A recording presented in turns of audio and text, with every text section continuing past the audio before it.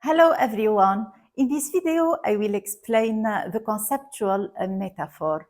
What is the conceptual metaphor and why it is called conceptual? The conceptual metaphor is a metaphor that happens in our minds, in our patterns of thought primarily, based on a cognitive principle, which is the mapping principle. For example, we have expressions, realizations, linguistic realizations, I mean, like our journey is long together. We are in the beginning of our relationship. We have some difficulties. We gotta keep going ahead. Our way is long, and for example, our marriage is on the rock. We are in the crossroad, in a crossroad. We are in a very beautiful journey together. We have the same end, you know. Our end is beautiful. Our aim is beautiful in life.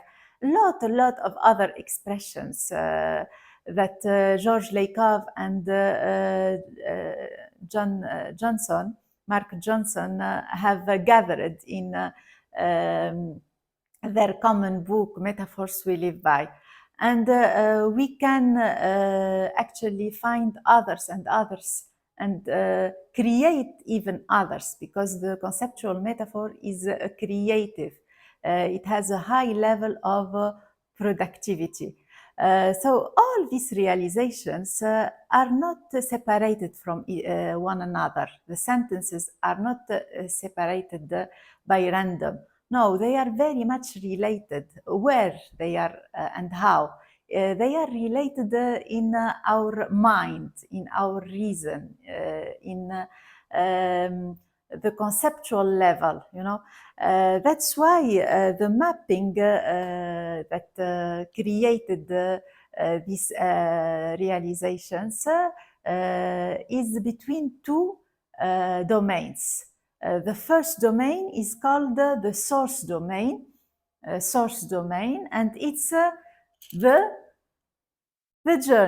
journey domain. Why it is the source domain? Because it's concrete. So the source domain is the journey, and the target domain is love. It's love, and the mapping is the transformation of the value and the meaning of roles. The roles in the journey are transferred to the love domain, and they will have another value, another meaning. That's why it's called the mapping. So we have a scenario from the journey, a rich image from the journey domain, and it's concrete because it's a rich image. It's a very rich image, the frame of journey, in comparison with the target domain, which is love, that is abstract. You know, we don't have a lot of elements in the love. When we conceptualize the love, there are two partners and the relationship between them. So it needs to be conceptualized, to be clarified with the concrete domain like journey. And the mapping, or the metaphorical projection from the first domain to the other domain, the second domain, is conceptual. It happens in our minds, and it results the realizations that I mentioned. So what does George Lakoff say when he defines the mappings, you know, the mapping process? So I will read from this very interesting book, Metaphor and Thought. There is in it an interesting article of George Lakoff, The title of it is a Contemporary Theory of Metaphor.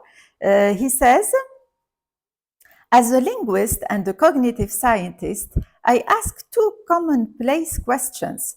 Is there a general principle governing how these linguistic expressions about journeys are used to characterize love? Is there a general principle governing how our patterns of inference about journeys are used to reason about love when expressions such as these are used? So, is there any principle, cognitive principle? The answer to both is yes. Yes, there is a cognitive principle governing these realizations.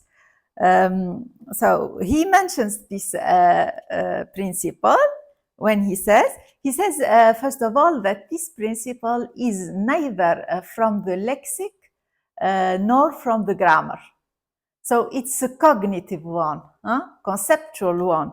The metaphor involves understanding one domain of experience, love, in terms of a very different domain of experience, journeys. More technically, the metaphor can be understood as a mapping in the mathematical sense. So it's a mapping from the journey domain to the love domain.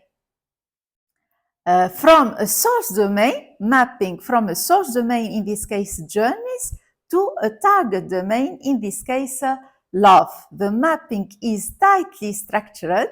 There are ontological correspondences according to which entities in the domain of love, the lovers, their common goals, their difficulties, the love relationship, etc., correspond systematically to entities in the domain of journey, the travelers, the vehicle, destinations.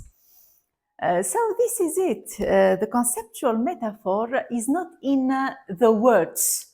It's not in the words or in language. It's in our mind, in our pattern of mind. And we mustn't confuse between the name of the metaphor, which is love is journey. The name of the metaphor is love.